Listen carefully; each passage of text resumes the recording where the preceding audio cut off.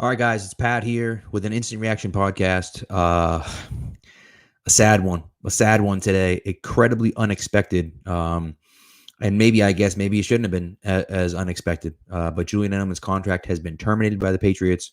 It says that it is from a failed physical. We all kind of knew and had heard that his knee was no good, and that report came out just a few weeks ago, basically saying exactly that his knee was not in great shape, that he didn't think he'd be able to play a full season.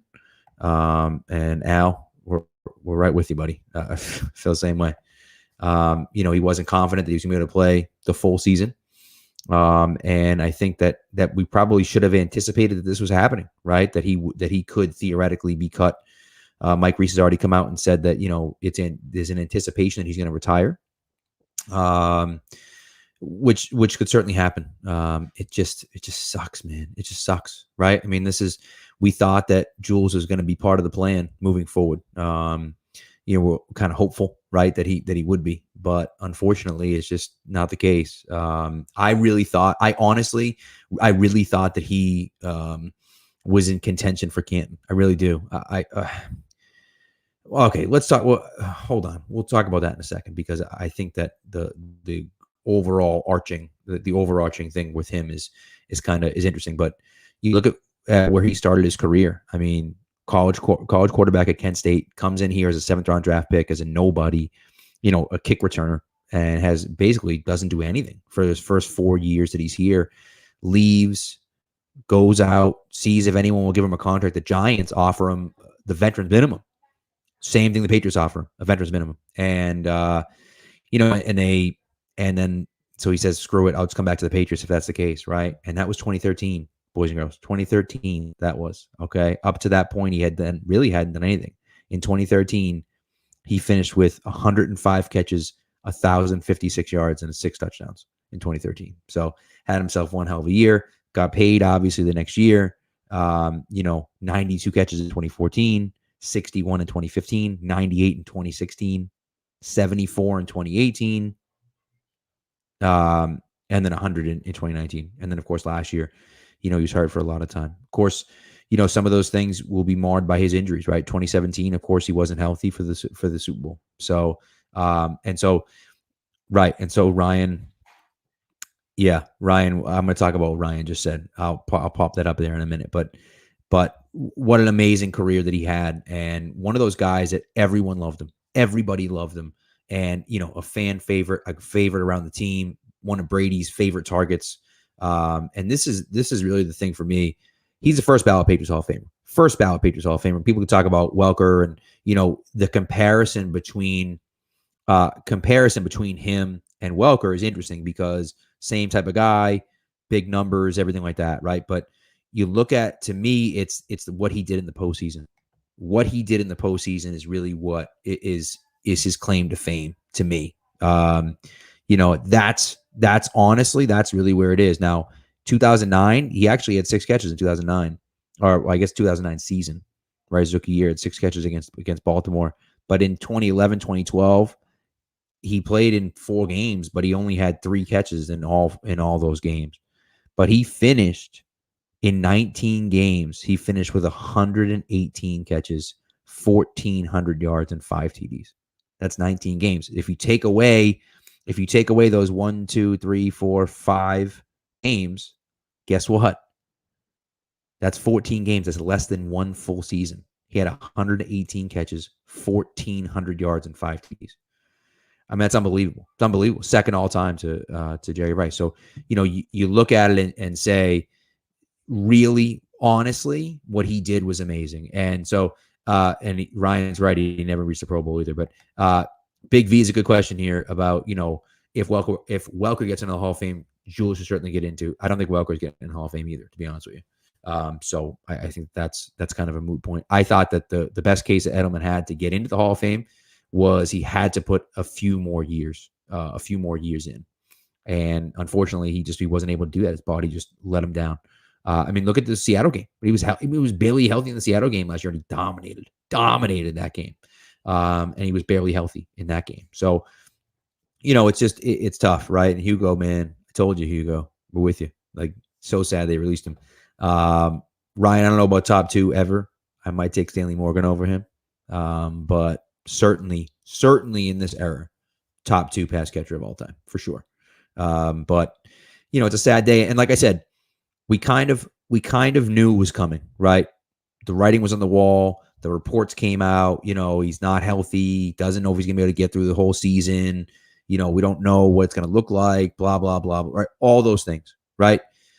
But we just, in the back of my mind, I was like, all right, okay, fine. He can't play the whole season, but like he'll go on IR or he'll go on the pup list and he'll come off week 6 and then he'll play, or he'll go on IR and they'll pull him off week 9, or something like that, right? I didn't want to admit to myself, right, that Edelman could retire, right, that this could be the end of it.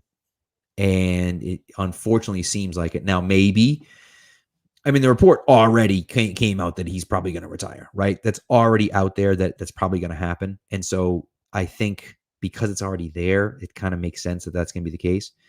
That doesn't necessarily mean it's going to be, right? That doesn't necessarily mean it's going to be. There's a possibility that he ends up somewhere else, whether it be Tampa or whether maybe he comes here or whatever the case may be. But I don't see it happening. I don't see it happening, unfortunately. It seems like it's moving towards retirement, and then we'll see what he wants to do with his life, right? If he wants to be a coach, he can stick around here like Troy did. Obviously it took Troy a while to get back here into the coaching system, but if he wants to be an analyst somewhere, if he wants to, whatever he wants to do, he can do it because he's a talented guy. He's been around the league.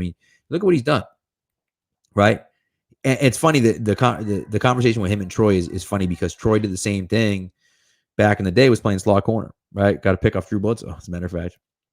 Edelman was doing the same thing in 2011, was playing slot corner for that team in 2011. So, it's crazy how he's bounced around so much. He's a phenomenal, arguably the best punt returner the Patriots have ever had. Never mind receiver, arguably the best punt returner they've ever had. And so, the levels that they'll miss him at is unmatched, and and it's bad. And look, yes, Cam struggled last year. We know the story with Cam, right? But the best that this offense looked last year was week 2 against Seattle. And I know Seattle's secondary stunk. But the one thing that we had in Seattle that we didn't have the rest of the year was a healthy Julian Edelman. That's the one thing we had that we didn't have after that week 2, right? He hurt his knee in that game, was never the same, couldn't play, and then, now here we are. So if he had been healthy last year, who knows what would have happened, right? And so it definitely sucks. It sucks. But I think what this signals to me, moving forward, this signals to me is that the Patriots are looking at wide receiver in the draft, and they needed to make a decision on Edelman now. And I think that Jules kind of looked at the writing on the wall, and the Patriots looked at the writing on the wall and said, "Look, it's not going to happen. We want it to happen. It's not going to happen, though." And so I think they cut him, give him time. Cut him now, see what happens. Give him an opportunity to kind of see what happens out there. But I think in all likelihood, a retirement's coming. Which again, if he retires, first ballot, the first second that he is available, he'll be in the Patriots Hall of Fame. 5 years from now, we'll be talking about Julian Edelman in the Patriots Hall of Fame. Again, Canton, I think, is a stretch, but his postseason numbers alone, man, he was a Super Bowl MVP. Obviously in 2018, but his postseason numbers alone, what he did in that 2014 Super Bowl. Listen, I understand, right? I get it that really, right, in 2018, he was the MVP, but that 2014 Super Bowl, what he did in that game, is unbelievable. That 3rd and 14 catch, getting absolutely annihilated by Cam Chancellor. By the way, targeting, left his feet, targeted, hit him in the head. Didn't matter. Didn't make a difference. No, he doesn't care. Right? Then caught the pass. Hip was killing him. Caught the pass, dove forward for the first down to get him in 1st and goal before they threw a touchdown pass to Amendola, and then of course they come back with that whip route and score a touchdown at the end of the game there. So it's just what he did in that 2014 Super Bowl was unbelievable. Obviously, 2016 you have the insane catch against the Falcons, which is obviously one of the most iconic catches in NFL history. And then in 2018 he puts on a show and wins MVP. And you just. That's what Jules did, right? Big games. He came to play in big games. That's what he did. Like I said, I'll read you the numbers again. 19 playoff games. 5 combined games now. He had 9 catches in 5 games. So take those 5 games out. All right, that's 14 games. Take those 5 games out, 14 games, 109 catches in those 14 games. I mean, that's insane. Insane. And so, that's just what he did. He came to play, not to mention his passing touchdown that he had against the Ravens too. So he just, you needed something, you needed a big play. He was coming through. Brady needed a guy open. He was throwing to him. You knew it, right? You knew it. He was one of the best in the league, slot receivers that the league has seen in the last 20 years, right? And we've been lucky enough to go from Welker to Edelman, right? And we had Amendola too, which is fine. But it's funny how, again, like I said, he walked out. He left. And the Patriots said, hey, man, look, we'll gladly give you, the veterans minimum because we'd like having you around here, but go see what you can get. And no one offered him a contract. No one offered him a contract. And then he came back and the rest is history. But it's just, it's a sad day. But again, I think it's a day where we can look back and say, man, Jules he was one of a kind, man. He was one of a kind. Just a phenomenal player. Just everything. When you think back to these last 20 years, right? And you think back to, and certainly the second half of this dynasty, when you think back to those teams, Edelman is one of the first guys you think about, right? I mean, obviously, clearly Brady, but then it's Gronk and Edelman. Those are the two guys that are mostly responsible, offensively at least, for the success that this team has had, on these last 5 Super Bowls that they've been in.